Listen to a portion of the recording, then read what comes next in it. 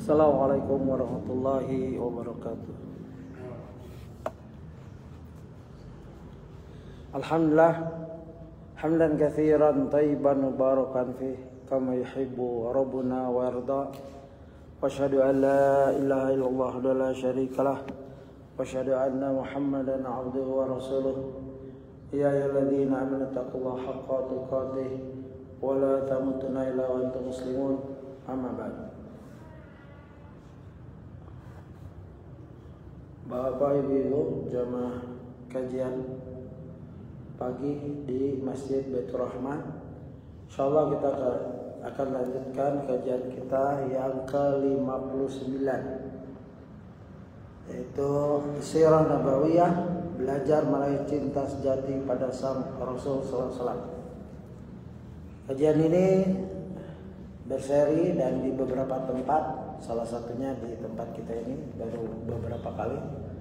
Insyaallah kita akan lanjutkan sampai selesai insyaallah, dan mungkin akan diikuti buku-buku lain dari susunan asatidzah. Ya, saya sudah dapat amanah dari beberapa ustadz untuk membacakannya. Baik, kita sudah sampai ke halaman 177, yaitu masih kisah-kisah bangsa-bangsa sebelum Rasulullah SAW diutus, ya, yaitu kebobrokan moral, akhlak, dan ekonomi, kebudayaan, muamalah dan lain-lain. Di antaranya menghalalkan riba, khamar, perzinahan, perjudian dan lain-lain. Dan itu hampir ke seluruh negara seperti Romawi, seluruh bangsa, Persia, Eropa Utara, Cina, India, Habasah terakhir, dan juga sekarang Jazirah Arabia, Jazirah Arab. Di mana yang paling menonjol adalah di Jazirah Arab sebelum Rasulullah diutus ada istilah perzinahan, yaitu istibda, di mana seorang wanita diutus oleh suaminya untuk bergaul dengan laki-laki lain dalam rangka mendapatkan keturunan yang suaminya ingini, ya, hendaki. Ini sangat-sangat jahil. Kedua, berkumpulnya sekelompok laki yang jumlahnya tidak lebih dari 10, ya, untuk menggauli seorang wanita, dan setelah punya anak, wanita tersebut menunjuk siapa bapaknya. Yang tiga, ada rumah-rumah perzinahan di mana wanita ini memasang bendera merah agar memberi tanda kepada lelaki-laki yang ingin singgah, ya, yang kalau ini laki-laki tidak terhitung, tidak terbatas.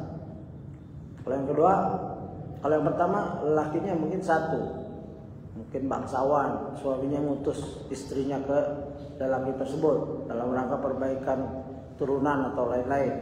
Kalau kedua dibatasi 10 ke bawah, 9 dan lain-lain. Kalau yang tiga tidak terbatas. Ya, setiap rumah yang ada bendera merahnya berarti boleh disinggahi oleh para lelaki untuk berzina. Nanti datang orang namanya ahli nasab, qafah namanya. Qafah akan menentukan ini anak siapa, ya. Ini adalah kejahatan. Dan sayangnya sikap atau amalan jahiliyah ini masih ada sampai sekarang. Walaupun sekarang bukan zaman jahiliyah, ya. Minal dhulumati ilan nur, dari kegelapan kepada cahaya. Kita sudah sampai kepada cahaya, yaitu diutusnya Rasul. Ya, Rasulullah adalah cahaya. Ya. Dan Al-Qur'an ada cahaya.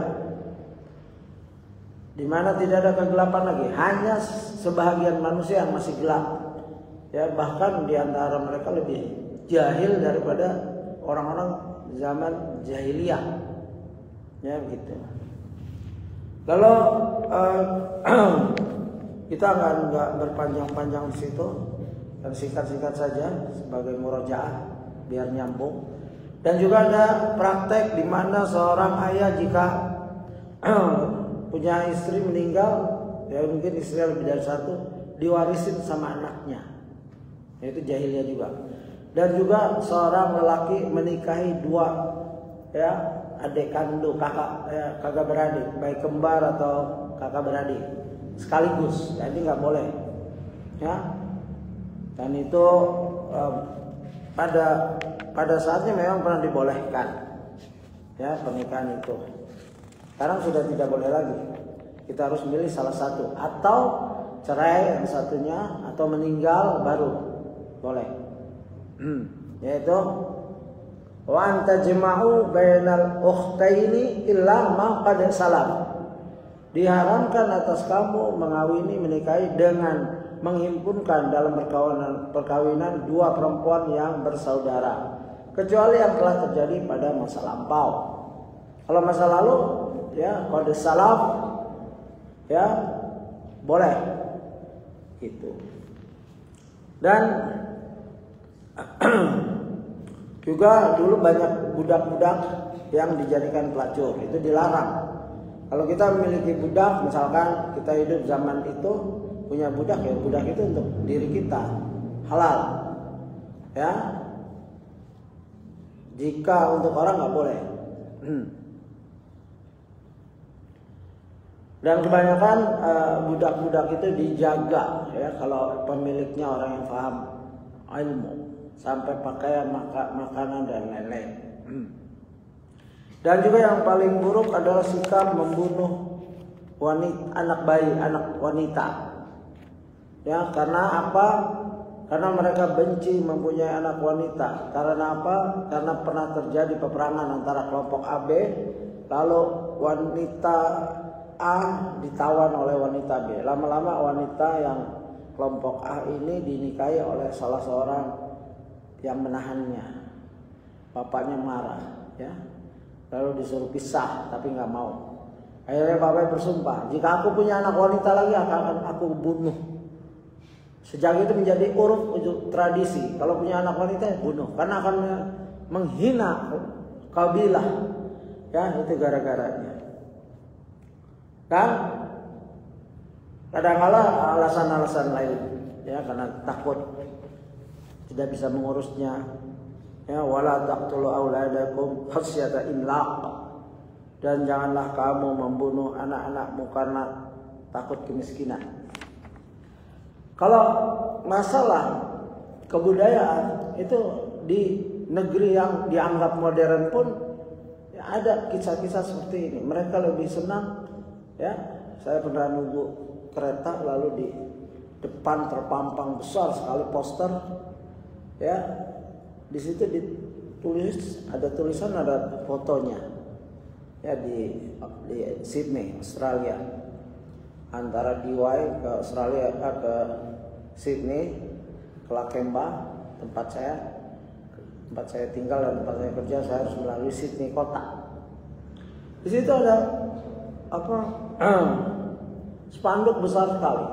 Tulisannya saya lupa jumlahnya, nominalnya. Puffy ini anjing kecil, di sana biasanya Chihuahua jenisnya, baru saja dapat warisan sekitar mungkin ratusan juta atau mungkin sampai 1 miliar. Nah, itu saya kaget, ya, kok anjing bisa dapat warisan. Nah, di sini dinyatakan kebodohan, ya, bodohan. Manusia itu belum lepas, sebagian, ya, nggak semuanya. Ya, manusia bisa mewariskan di sana, di hukum sana, seorang boleh mewariskan ke keledainya, ke kudanya. Kalau dia senang kucing, ke kucingnya. Kalau dia senang anjing, ya ke anjingnya, gitu. Dan ini kita nggak pernah dengar di sejarah zaman jahiliyah mereka mewariskan hartanya ke kudanya atau ke anjingnya. Tapi zaman sekarang bisa kita dapatkan. Ya, di tempat lain juga, di Amerika, mungkin di sini juga mulai ada itu. Ya, budaya di mana orang lebih senang melihara kucing dan anjing daripada punya anak, punya cucu. Ini naudzubillah min dzalik. Apakah anak anjing kucing ini bisa mendoakan waktu dia wafat nanti? Apakah bermanfaat nanti di akhirat?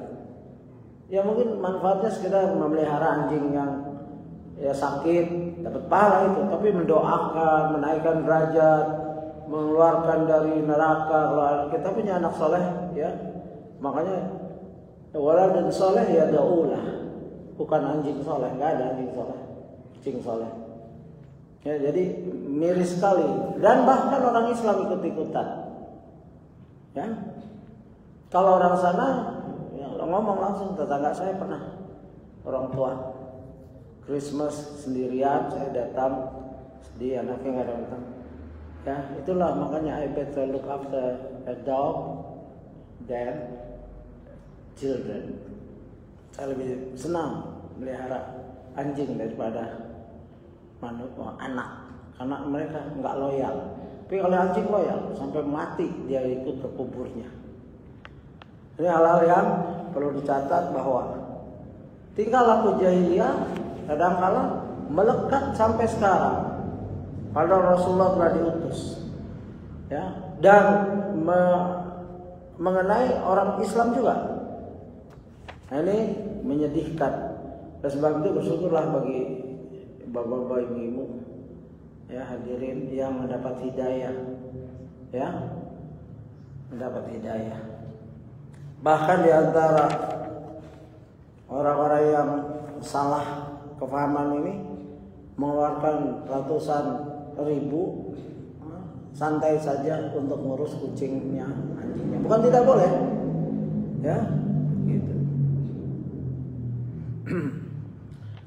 Kita sampai ke halaman 177 karena ini masih tentang jahiliyahnya Jazirah Arab.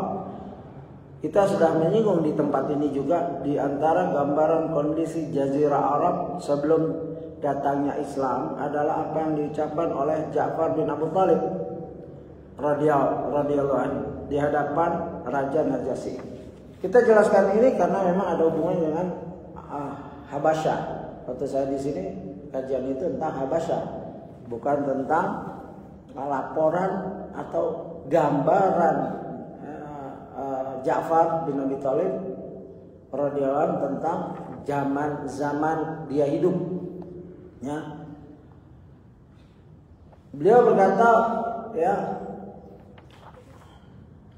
Ayuhal Malik, kunna qauman ahlul jahiliyah, na'budul asnam, wa na'kulul maitah, wa na'til fawahish, wa naqta'ul arham, nusiyal jiwa, wa ya'kulul qawiyyu minad da'if. Wahai raja, ya, sopan ya, Ja'far ini dikenal utusan yang bagus menjelaskan situasi karena dia akan menghadapi raja, jadi tepatlah, dan masih bersaudara dengan Rasulullah, sepupu. Wahai raja, dahulu kami adalah bangsa jahiliyah, ya, ngaku nih. Kami menyembah berhala, memakan bangkai, melakukan berbagai macam perbuatan keji, memutus hubungan kekerabatan, berbuat buruk kepada tetangga, dan menindas, ya, kalangan lemah di antara kami. Ini pernah digambarkan di sini, tapi saya harus ucapkan lagi karena sesuai dengan buku. Kalau bukunya Ustadz Firanda baru sekarang menjelaskan, ya. Waktu di Habasyah sedikit sekali, seperti 3 halaman saja. Jadi sekadar murojaah. Kami terus berada pada kondisi itu hingga Allah, ya, Jalla Jalaluhu mengutus kepada kami seorang rasul dari kalangan kami. Kami sangat mengenal garis nasabnya, kejujurannya, ya, amanahnya, serta kehormatan dirinya. Sama penjelasan Ja'far tidak didahului dengan pertanyaan sebagaimana dialog Heraklius, ya, dengan utusan Rasul, yaitu kalau nggak salah Dihya atau Abu Sufyan atau Sofyan. Ya, siapa, kalau Heraklius nanya, siapa di antara kamu yang paling dekat nasabnya dengan yang aku nabi itu, ya, Sofyan. Abu Sufyan hadir, tapi belum Islam dia belum Islam waktu itu, masih kafir, tapi dia jujur. Itulah Arab mempunyai sifat jujur dari awal, walaupun jahiliyah segitu bobroknya mental mereka, akhlak mereka, muamalah, tapi dalam hal ini jujur, kejujuran masih, ya. Dengan buktinya dialog Heraklius sama Abu Sufyan. Ditanya, "Dzul nasabin?" Apakah dia punya nasab? Ya, dia orang yang mulia dari kalangan kami, ya. Begitu. Jadi kalau Ja'far langsung cerita. Rasul itu ya, kalau kami dalam keadaan gelap seperti itu, silakan lihat gelapannya itu di video-video sebelumnya, yaitu 56, 57. Kalau sekarang ini proses, dikit lagi habis ini Jazirah Arab, ya. Alhamdulillah kita bersyukur tersebarnya Islam melalui strategi Nabi, melalui wahyu, di mana Nabi perlahan-lahan, ya, dakwah dari orang ke orang, dari keluarga terdekat, lalu mengirim, hijrah dalam rangka menyelamatkan sebagian muslim dan juga berdakwah di tempat hijrah barunya itu. Ini suatu kecemerlangan umat Islam sejak dulu. Ya, kalau bahasa Arabnya saya pernah diajarin tapi nggak paham. Kalau bahasa Inggrisnya kill two birds with one stone. Ya, membunuh 2 burung dengan 1 lemparan. Artinya hijrah dalam rangka menyelamatkan diri. Tapi begitu sampai hijrah, mereka berdakwah dengan lembut. Jangan seperti Haraki. Pernah ada terjadi orang-orang yang dikejar dari negara Lebanon, Palestina dan lain-lain datang ke Saudi. Di Saudi dia bikin gerakan lagi. Ini nggak boleh. Ya, jangan, kita hormati negara yang kita udah ditampung. Seperti ada sebagian orang Indonesia yang di Australia dapat political asylum atau suaka politik di sana, ngaco. Ya nggak boleh, kita harus hormati. Kemarin kan ada pertanyaan bagaimana kehidupan Muslim di Habasyah. Saya cari belum dapat, tapi di situ kelihatan bahwa mereka hidup damai. Ya, nanti itu ucapan Raja Najasyi. Hiduplah kamu di mana kamu mau dengan tenang, dengan artinya dijamin. Raja langsung yang jamin, begitu. Rasul tersebut mengajak kami untuk mengesahkan Allah. Coba lihat, ya. Pada anak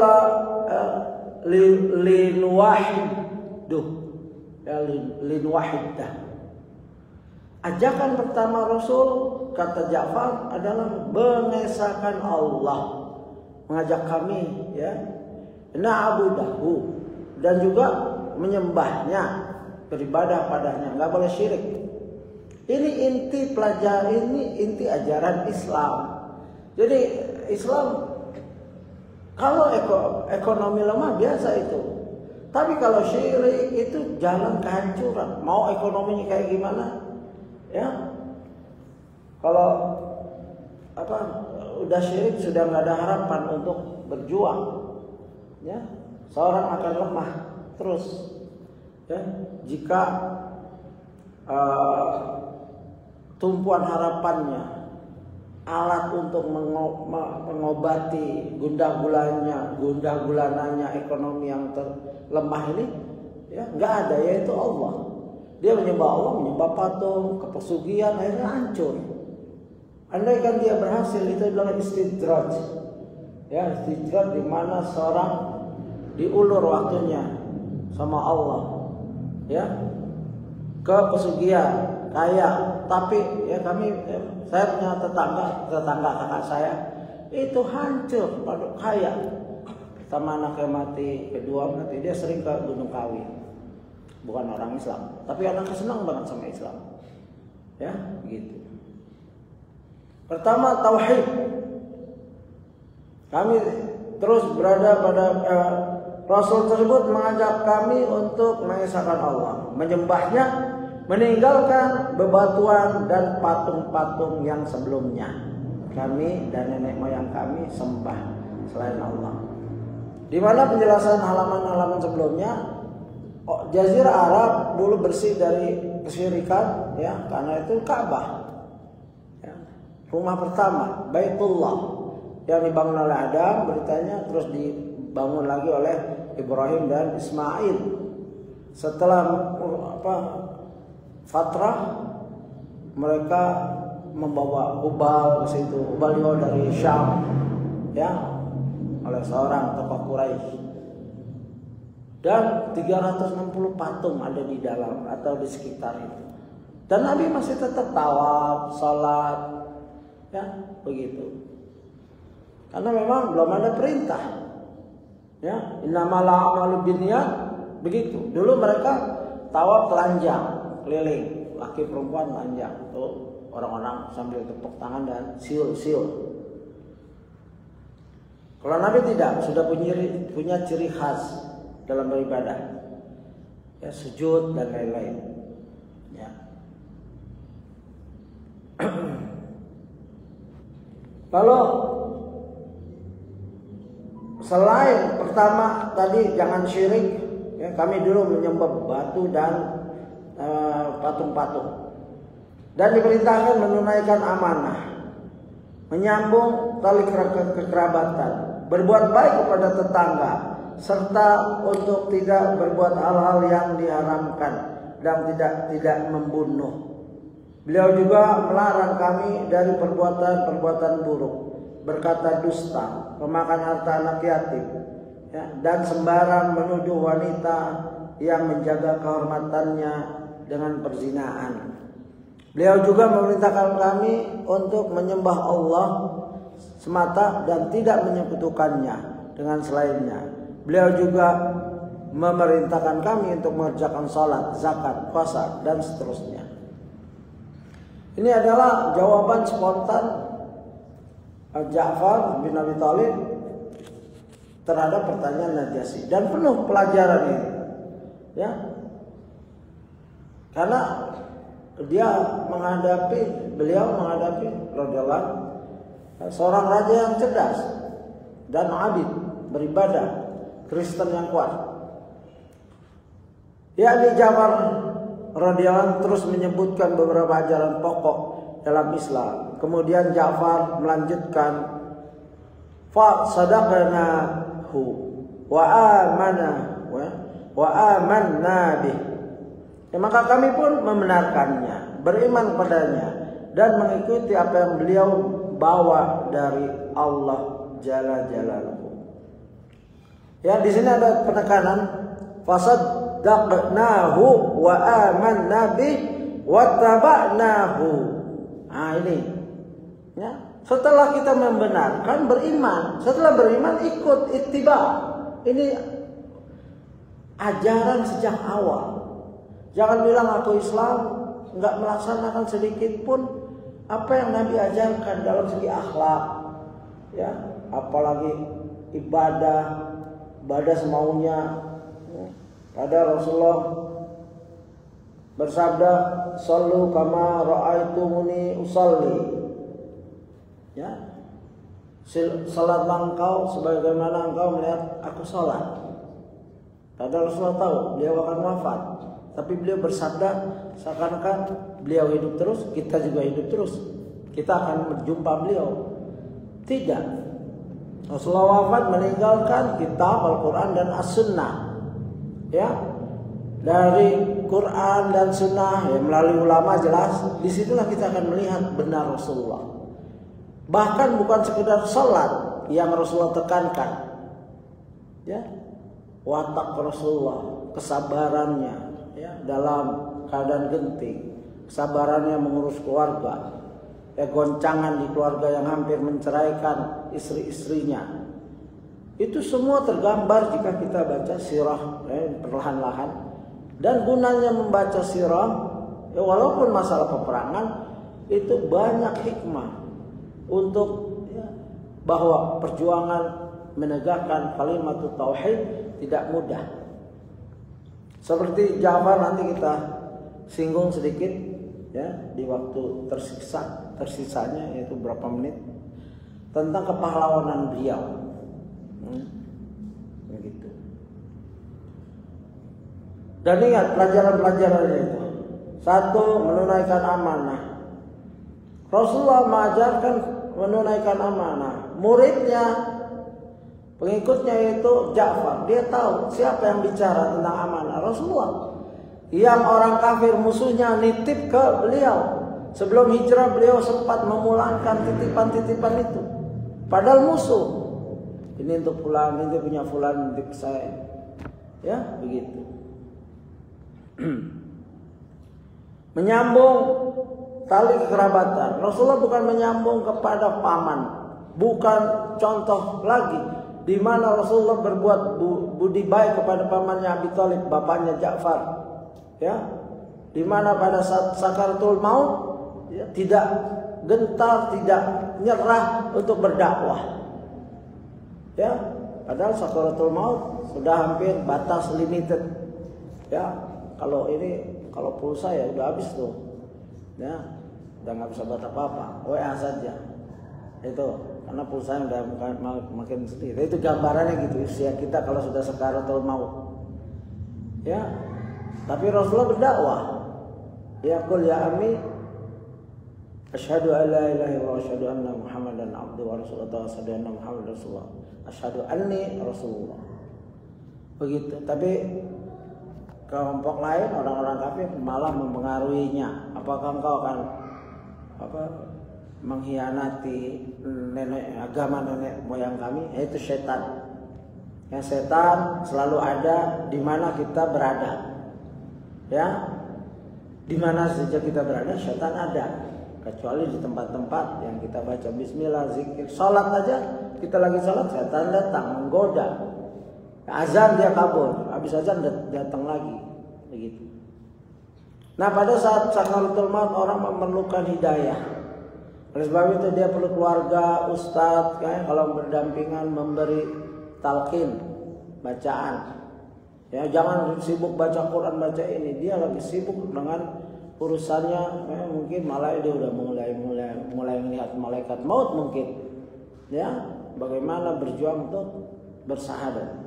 Ini yang dikerjakan oleh Rasulullah terhadap pamannya, yaitu silaturahim. Silaturahim nggak harus pesta-pesta makan bersama, nggak harus. Ini silaturahim yang paling tinggi adalah menyelamatkan keluarga kita yang belum kenal sunnah.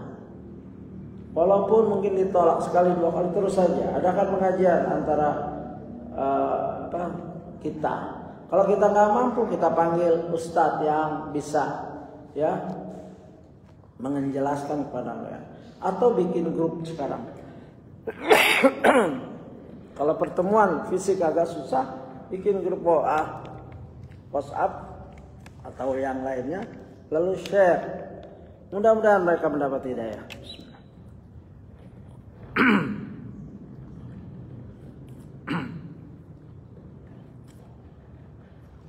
Jadi jangan apatis dalam berdoa, dalam berdakwah.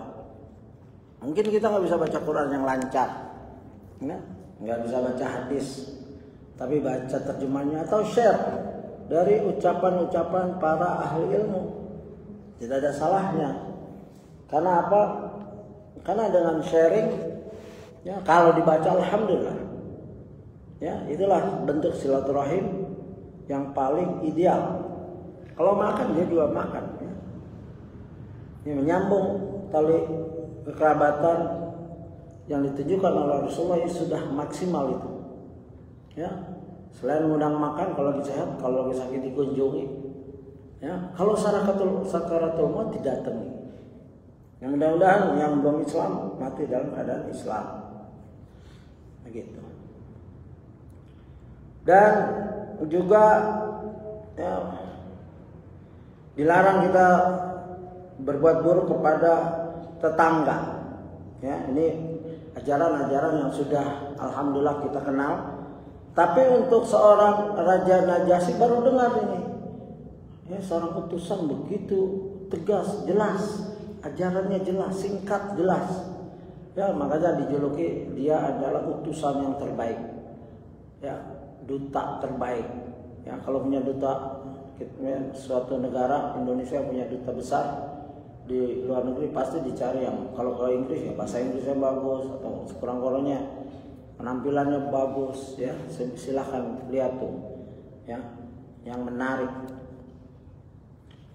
Dan diantaranya harus pandai, ya, menyambung tali kerabat, berbuat baik kepada tetangga, serta untuk tidak berbuat hal-hal yang diharamkan. Banyak sekali tidak membunuh, ya, terutama membunuh anak-anak, ya, karena takut lapar tadi, ya, itu jahiliyah.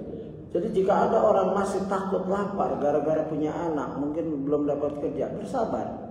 Jangan dibunuh anak yang sudah jadi embrio dan lain-lain. Ya, kalau minta membatasi kelahiran, silakan konsultasi sama ulama, konsultasi sama dokter yang jujur, ya, atau takut kesehatannya sesar terus.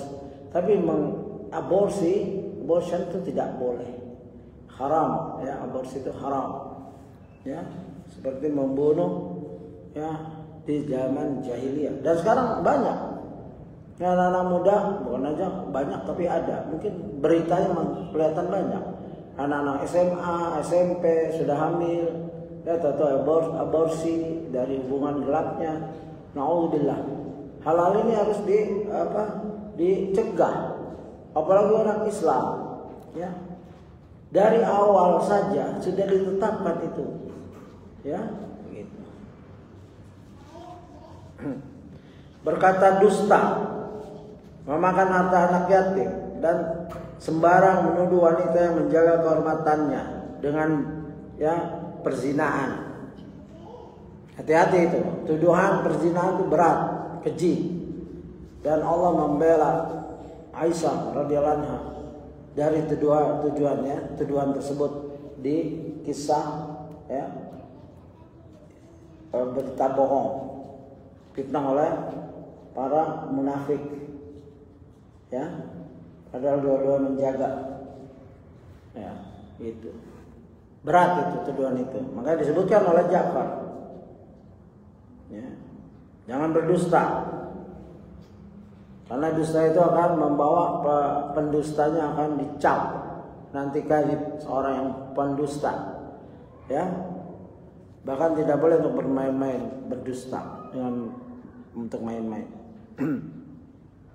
Dan yang terakhir, mengerjakan sholat, zakat, puasa. Jadi saat Ja'far diutus sudah ada muamalah ibadah sholat, zakat, puasa. Jadi ini adalah perkembangan yang pesat. Ya, lalu Ja'far menyebutkan beberapa ajaran pokok dalam Islam. Kemudian Ja'far melanjutkan, ya, kami membenarkannya dan, ya, beriman kepadanya dan mengikuti. Ini penting, ya, ittiba. Begitu. In kuntum tuhibbunallah fattabi'uni yuhibbukumullah. Jika engkau ngaku-ngaku cinta pada Allah, ikuti aku, ikuti Rasul. Fattabi'uni yuhibbukumullah. Niscaya Allah akan mencintai kamu. Banyak orang merasa cinta pada Allah dekat, ya, itu hayalan. Tapi kalau perbuatannya bertentangan dengan sunnah Rasul, pastikan dia itu menghayal berat, ya, halu, ya, halu. Iman bukan halusinasi, bukan. Iman itu kenyataan, kerja keras, ibadah yang kuat semampunya dalam rangka ittiba ala sunnah. Karena amal tidak diterima kecuali ikhlas wasawab, ya, mutaba'ah. Sehebat-hebat, sebanyak-banyak amal kita, kalau tidak ikhlas hancur, ya. Lain asyrakta la yahbatanna amaluka. Jika engkau syirik Muhammad, di sini khitabnya kepada kamu. Tak, ya, lain asyrakta la yahbatanna amaluka. Kanya juga kepada Nabi Muhammad. Artinya untuk umatnya juga. Jika kita syirik, amalan kita hancur pada saat mati. Syirik besar, ya, di sini syirik besar. Mati belum tobat, belum kembali ke Islam. Tapi kalau syirik kecil, syirik asghar, ya, amalan tersebut saja yang hancur. Kalau syirik besar, seluruh amalan. Kalau syirik asghar, dosa besar. Tapi sholat misalkan ada riya-riyanya, ya, bisa rusak itu pahalanya, atau enggak dapat sama sekali. Puasa, riya bisa rusak, ya, begitu. Dan dilanjutkan, kami pun mulai hanya menyembah Allah semata, tidak menyentuhkannya dengan selainnya, mengharamkan apa saja yang Allah haramkan atas kami, serta menghalalkan apa saja yang Allah halalkan kepada kami. Namun ternyata kaum kami malah memusuhi kami, menyiksa kami, serta memaksa kami untuk meninggalkan agama kami, untuk kembali menyembah patung, dan untuk kembali melakukan keburukan-keburukan yang dulu pernah kami lakukan dengan berbagai cara. Siksaannya telah kita baca sebagiannya, yaitu Ammar bin Yasir dan lain-lain. Ketika mereka mulai menindas kami dan menzalimi kami, mempersempit ruang gerak kami dan menghalang kami dari agama kami, maka kami pun meninggalkan negeri kami. Kami telah memilihmu daripada raja lainnya, karena kami sangat ingin hidup berdampingan denganmu, dan karena besar harapan kami untuk tidak terzalimi di sisimu, wahai raja. Demikian keadaan bangsa Arab sebelum diutusnya Nabi Muhammad SAW. Selesai itu Jazirah Arab. Artinya mungkin di buku-buku lain akan lebih jelas lagi. Memang kalau Ustadz membatasi ini, dan ini cukup panjang Jazirah Arab. Lalu diteruskan dengan kisah Salman Al-Farisi. Sebelum kita nggak akan masuk ke kisah Salman Al-Farisi, mungkin di tempat lain, tapi saya mau lihat sedikit tentang siapa Ja'far bin Abi Thalib, dan bagaimana ini akan dibahas oleh Ustadz secara panjang lebar di buku kelima. Masih jauh kan, buku kelima ini baru buku 1. Jadi saya nggak sabar untuk melihat beliau, maka saya kutip dari buku beliau dan buku ikhwan Ustadz lain, yaitu Ustadz Ali Ahmed di Riau, yang telah mengizinkan saya untuk sekedar mengambil, membacakan boleh. Kalau Ustadz Firanda panjang sekali, sampai berapa halaman, karena Ja'far datang dari hijrah, jadi beliau tinggal di Habasyah. Saya cari kehidupan di Habasyah belum dapat, tapi yang jelas beliau bahagia. Mereka bahagia, nggak ada siksaan lagi. Mungkin bisa menyebarkan agama juga boleh, karena Raja Najasyi juga kagum dengan kelancaran bahasanya dan lain-lain. Lalu di sini saya bacakan kedatangan Ja'far. Rasulullah SAW membagi rampasan. Pada saat peperangan, salah satu peperangan, Rasulullah sedang membagi rampasan perang kepada 1.400 orang, seusai perang. Lalu datanglah Ja'far. Bahagialah Rasulullah SAW, dan beliau merangkul Ja'far radhiyallahu anhu serta mencium seraya bersabda, aku tidak mengetahui apakah aku bergembira karena menang dari Khaybar ataukah karena kedatangan rombongan Ja'far. Nah, ini dikutip dari hadis Sahih Abu Daud, Sahih Sunan Abu Daud. Jadi Rasulullah bahagia setelah lama nggak jumpa Ja'far radhiyallahu, lalu jumpa setelah perang Khaybar. Perang Khaybar adalah perang di mana benteng Khaybar dihancurkan oleh Rasulullah karena pengkhianatan Yahudi untuk membunuh Rasulullah. Khaybar itu suatu benteng yang dalamnya pohon kurma. Nanti kita akan mendapatkan penjelasan itu di sirah. Yang jelas itu banyak pohon kurma, lalu Rasulullah perintahkan untuk tebang itu, sehingga kelompok Yahudi bilang, katanya kamu kalau perang nggak menebang pohon. Dijawab Rasulullah, ini perintah, kami sudah dapat izin. Jadi kalau musuh sudah membahayakan, licik, jahat, ada beberapa hal yang dibolehkan yang tadinya tidak boleh. Begitu. Itu Khaybar. Khaybar tanah Yahudi yang kaya. Ya. Dan sampailah mereka ikut perang Mu'tah. Perang Mu'tah ya, yaitu di mana Ja'far ikut radhiyallahu ya, gitu. Dan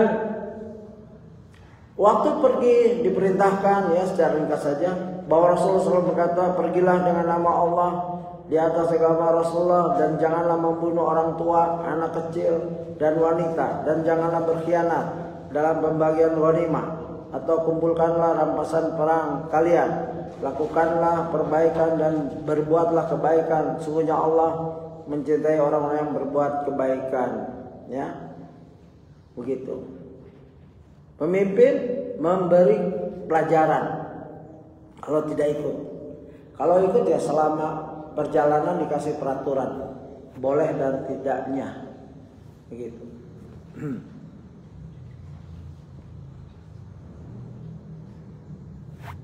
Dan sampailah di mana Ja'far berperang ya, setelah Zaid wafat, lalu Ja'far turun untuk mengambil pimpinan ya.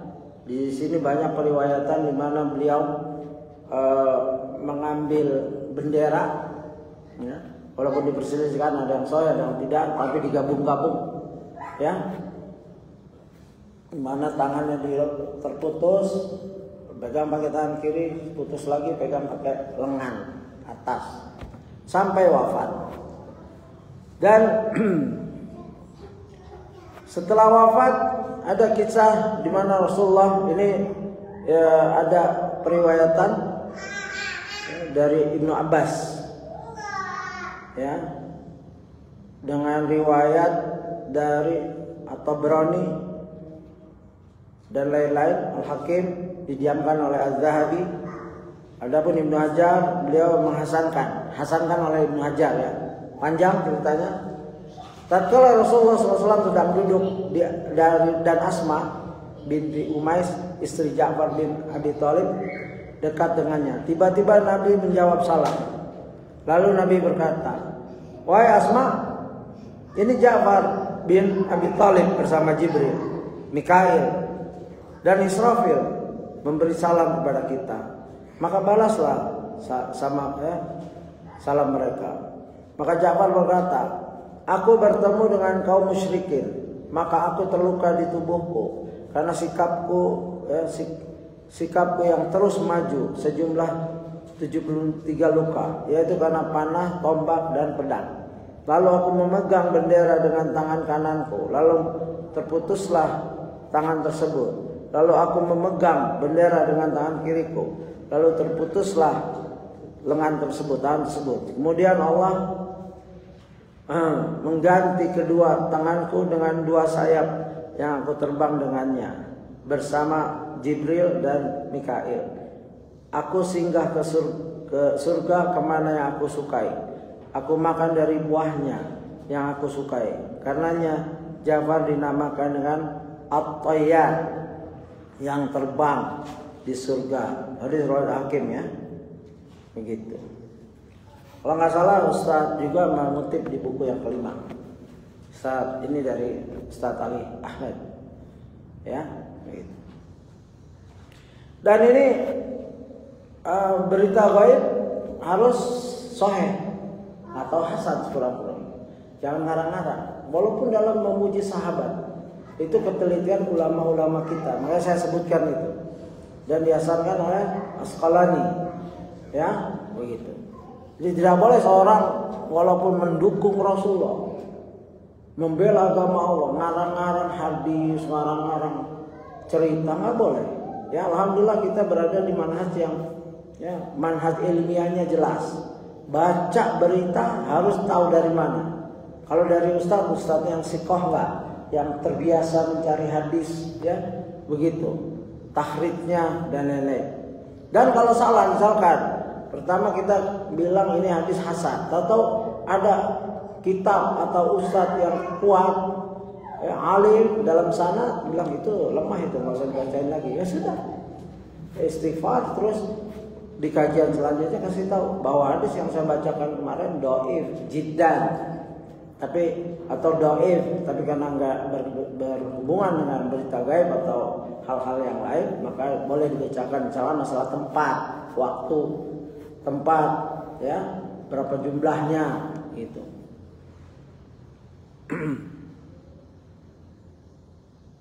Dan perang Mu'tah diberitakan berbagai macam, di mana pasukan Muslim cuma 3.000, pasukan Romawi, ini perang dengan Romawi ya, itu ada yang memberitakan Ustadz Firanda di buku yang kelimanya diterjemahkan sekitar 200.000. Nah, itu sempat gentar ya, karena begitu banyaknya. Ada yang mengatakan tidak sampai gitu. Jadi ikhtilaf. Nah kayak gini ikhtilaf boleh jumlahnya. Ada yang bilang 100.000, ada yang bilang sampai 200-300.000, ada yang bilang belasan ribu saja, yang jelas lebih banyak dari kaum Muslim. Ada yang mengambil seperti Ustaz Ahmad mengambil Romawi tidak pernah mengerahkan pasukan sebesar ini. Waktu dia membebaskan diri dari gempuran Persia, dia cuma 17.000, ya, balik hancurkan Persia. Ya, jadi ya mungkin di bawah situ. Wallahu alam, ini biasa dalam sejarah, ya, boleh berbeda pendapat. Dan ada hal yang lain mengenai beliau yang sangat mengagumkan, ya, di mana seorang sahabat dari Bani Murrah yang ikut perang Mu'tah berkata, ya, demi Allah seakan-akan melihat ke Ja'far bin Abi Thalib, ia turun dari kudanya yang berwarna pirang, maka ia pun membunuh kudanya, lalu ia memerangi musuh hingga ia pun meninggal. Ya, ini hadis riwayat Abu Dawud, pada sanadnya ada Muhammad bin Ishaq, sehingga dihasankan oleh Ibnu Hajar di Fathul Bari dan Albani dan Al-Arnaud. Nah ini boleh dipercaya, ya, dari Ibnu Hajar, Albani, Al-Arnaud. Suhaib Al-Arnaud levelnya di bawah dikit oleh Albani, belum lama meninggal. Sahibul Musnad, ya, Musnad Imam Ahmad yang 27.000 hadis kurang lebih ditakhrij oleh Suhaib Al-Arnaud. Ada 52 jilid, ya, sudah bisa dibeli atau di-download. Nah, kalau kitab-kitab besar belum mampu beli, boleh download, karena ada ulama yang menyatakan seluruh ajaran Islam boleh kita dapatkan dengan gratis, gak ada hak cipta. Ada, ya, saya lupa namanya. Saya pernah share videonya, potongan videonya ke grup Dai 1, ya, gitu. Tapi tergantung, ya, kalau Arab memang mereka ada Waqfiyah itu seluruh kitab Arab hampir di PDF-kan, ya. Dan kalau ada yang menggugat tentu dibayar. Dan itu ulama, dipimpin oleh ulama, kayak seperti Maktabah Syamilah dan lain-lain. Kalau ulama Indonesia boleh yang dia punya hak, nggak boleh di ini, silahkan hormati hak itu, ya. Nah di sini, ya, beliau Ja'far membunuh kudanya. Dibahas di sini, apakah boleh dalam perang, di mana ya, perang modern juga, jika tahu situasi bahwa masjid ini akan diambil, jadikan maksiat atau dijadikan tempat base mereka untuk menyerang kita, boleh dihancurin. Seperti perjuangan Indonesia, Bandung lautan api, Belanda akan masuk, lalu perintah Sudirman dan jenderal-jenderal bilang hancurkan Bandung, bakar, terus hijrah. Surabaya juga begitu, Jogja juga begitu. Jadi boleh, apalagi cuma satu kuda. Karena di sini dijelaskan oleh ulama dan penulis bahwa bolehnya membunuh kuda karena Ja'far tahu bahwa dia akan terbunuh. Karena jumlah tentara Romawi itu besar dan dia pemegang bendera. Untuk mencegah dia mundur, dia tebas kudanya lalu dia maju terus. Karena bendera itu simbol, Ya kalau benderanya jatuh, diinjak-injak, udah kalah itu. Makanya dipegang dari Zaid terus ke beberapa orang ke Ja'far, ya begitu. Setelah Ja'far ada lagi, ya. Dan ini adalah peraturan perang. Tadi tidak boleh bunuh anak-anak, tidak boleh membunuh orang tua dan lain-lain, ya. Itu sebelum Rasulullah mengirim pasukan selalu ada briefing istilahnya, nasihat terakhir. Dan bentuknya hukum-hukum dadakan. Karena kalau orang udah peras, ya sebagaimana sahabat pernah mengejar musuh habis bunuh banyak, begitu mau ditebas, Usamah kalau nggak salah, dia syahadat, asyhadu an la ilaha illallah, asyhadu anna Muhammadar Rasulullah. Yang satu mundur. Usamah kalau nggak salah langsung tebas. Rasulullah marah sekali, ya.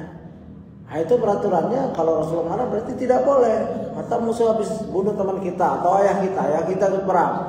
Dia habis bunuh ayah kita, begitu sadar. Ya sabar udah. Ya jangan terus dibunuh. Itu orang Islam itu. Sampai Usama Usama kalau nggak salah, boleh dicek lagi nanti. Ya Rasulullah dia bersyahadat sekedar mau menyelamatkan diri. Ya Rasulullah, apakah engkau sudah belah dadanya, lihat hatinya, ya, makna hadis itu. Nggak boleh kita, itu hati orang udah. Dia syahadat, zahirnya kita tidak boleh mengkafirkan ahli kiblat yang bersyahadat, ya, apalagi pernah sholat sama kita, udah sampai ada ucapan perbuatan yang menggugurkan, ya, yakhruj minal millah, yakhruj minal Islam, dia keluar dari Islam, dari perkataan perbuatan atau dia ngaku sendiri, gitu. Ya, ini peraturan dalam perang juga. Dan yang paling penting, seorang ini juga menyatakan bahwa aku tadi, ya, kejadian meninggalnya ketika tangan kanannya putus lalu ditikam, ya, Ja'far ditikam sehingga meninggal dunia, ya. Aku termasuk dalam pasukan, ya, begitu tersebut, yaitu perang Mu'tah. Lalu kami mencari jasad Ja'far bin Abi Thalib, maka kami mendapatinya di tengah-tengah mayat perang, dan kami mendapati pada jasadnya adalah 90 sekian bekas tombak dan panah, ya, 90. Aku pun menghitung ada 50 bekas tikaman tombak dan sayatan pedang, dan tidak ada satu bekas luka pun yang ada di belakang tubuhnya, yaitu semua lukanya berada di bagian depan tubuhnya, ya. Ini Bukhari. Yang pertama tadi Bukhari juga, yang kedua Bukhari.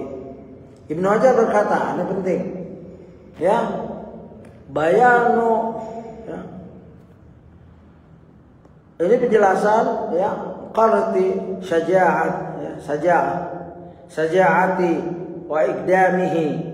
Hadis ini menunjukkan keberanian dan sikap maju tempurnya yang luar biasa, ya, karena dia diserang di depan semua, seluruh luka tuh yang tadi bilang 90, ada 50 itu dan bagai, itu semua di depan, nggak di belakang. Kalau belakang berarti dia lari, menghindar, mau kabur, dihajar musuh. Kalau dia enggak, ya, radhiyallahu Ja'far bin Abi Thalib, dia maju terus, ya, kanan putus, kiri putus, terus dia pegang pakai ini, dan dia maju terus tanpa mundur sedikit pun. Bahkan dibuktikan bahwa dia radhiyallahu, ya, tidak ingin mundur dengan kudanya. Makanya kuda mungkin dia nggak mundur, tapi kuda ada mundur.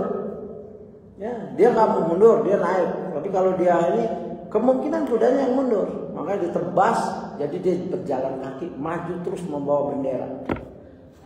Ya, itulah pahlawan, ya, absal bahasa Arabnya, ya, pahlawan seperti itu. Saya pernah lihat di medsos, ada seorang pengakuan orang Belanda mengaku, kami menangkap seorang pemuda Indonesia pribumi, ya, kami tanya namanya siapa, nggak jawab, lalu diangkat, ya, diikat kakinya di atas, kepalanya di bawah.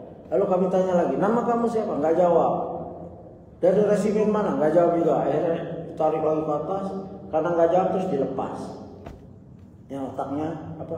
Kepala berdarah-darah. Tanya lagi, masih hidup tapi.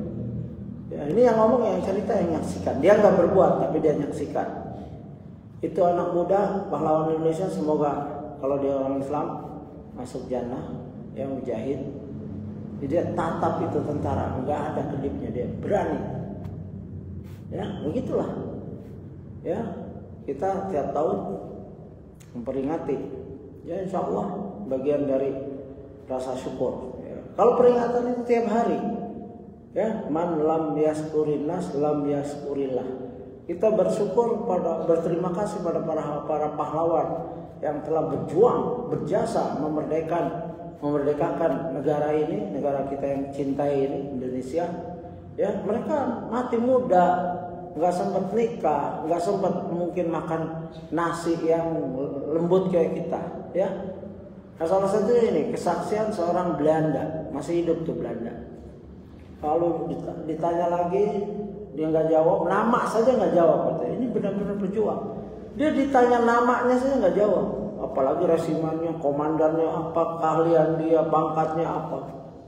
Lalu dijatuhin, kepalanya pecah, otaknya berantakan.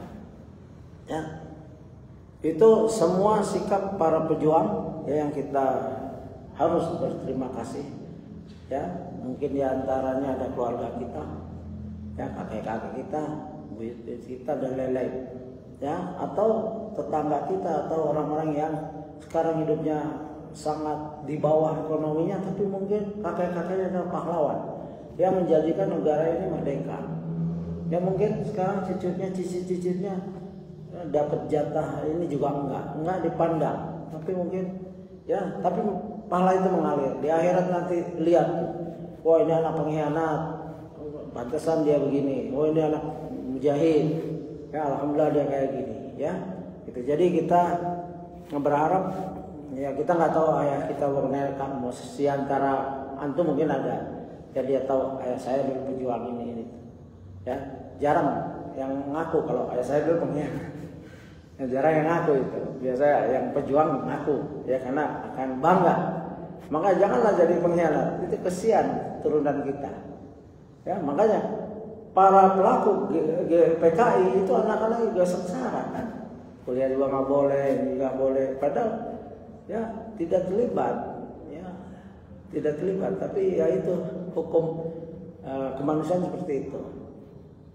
Dan Abu Jahal sampai sekarang dihina, kuburannya dihina dan lain-lain, ya karena musuh Allah dan Rasulnya.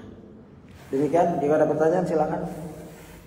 Kita cukupkan kajian kita untuk ada pertanyaan, Bapak Ibu. Jadi saya mau lapor ke Ustadz penulis buku ini, saya bebas membacakannya, nggak harus baca gitu ya, gitu. Karena saya juga ngambil sumber dari beberapa Ustadz yang menulis seperti ini. Dari Ustadz Ali Ahmad sudah dapat izin juga membacakan. Suatu waktu kita bacakan, beliau ngarang 4.000 halaman lebih sirah Nabi juga, ya. Dulu saya pikir setelah kelengkapan Munawar Khalil, ya tidak ada putra Indonesia ngarang selain Ustadz. Tapi rupanya saya udah nyimpan lama di PDF susunan Ustadz Ali Ahmad dan lebih awal, lumayan 4.000. Cuman beliau nggak terbitkan, nggak cetak, nggak. Beliau masya Allah ya, orang Riau ya. Kita selalu jumpa di daurah di ini dan selalu saya masuk ke grupnya juga. Jadi buku-buku digratiskan sama beliau, masya Allah. Demikian, semoga bermanfaat yang sedikit ini, dan juga saya mohon maaf jika ada kesalahan dalam membacakan Quran dan hadis, juga penjelasan mungkin terlalu lebar, dan juga jangan takut-takut untuk mengasih masukan karena pengajian ini masih panjang di beberapa tempat, ya. Sekarang yang ke-59 Jazirah Arab jadi selesai. Jazirah Arab dalam rangka menjelaskan keadaan bangsa-bangsa di seluruh dunia sebelum Rasulullah SAW diutus. Dan nanti kita akan masuk di halaman 180 di kajian ke-60. Ya wallahu a'lam. Subhanakallahumma wa bihamdika asyhadu an la ilaha illa anta astaghfiruka wa atubu ilaik. Assalamualaikum warahmatullahi wabarakatuh.